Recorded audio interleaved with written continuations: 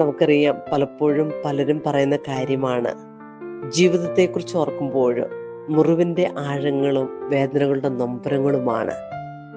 പക്ഷെ ദൈവത്തിൻ്റെ അനന്തമായ സ്നേഹത്തിലേക്ക്, കരുണത്തിലേക്ക് നമ്മളൊന്ന് തിരിഞ്ഞു നോക്കുകയാണെങ്കിൽ എന്തുമാത്രം അനുഗ്രഹങ്ങൾ കൊണ്ടാണ് ഓരോ നിമിഷവും ദൈവം നമ്മെ കാത്ത് സൂക്ഷിച്ച് കണ്ണിലെ കൃഷ്ണമണി പോലെ നമ്മെ കൊണ്ടു നടക്കുന്നത്.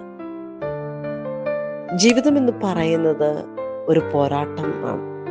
പക്ഷെ ഈ പോരാട്ടത്തില് നമ്മുടെ വിശ്വാസമാണ് നമ്മെ വിജയത്തിലേക്ക് എത്തിക്കുന്നത്.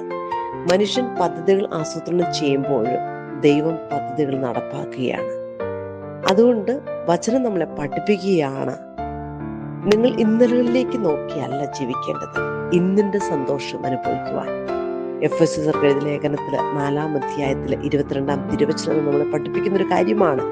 നിങ്ങളുടെ പഴയ ജീവിത രീതിയിൽ നിന്ന് രൂപം കൊണ്ട വഞ്ചന നിറഞ്ഞ് ആസക്തികളാൽ കലുഷിതമായ പഴയ മനുഷ്യനെ ദൂരെറിഞ്ഞ് മനസ്സിന്റെ ചൈതന്യത്തില് നമ്മളൊക്കെ നവീകരിക്കപ്പെടേണ്ട സമയമാണ്.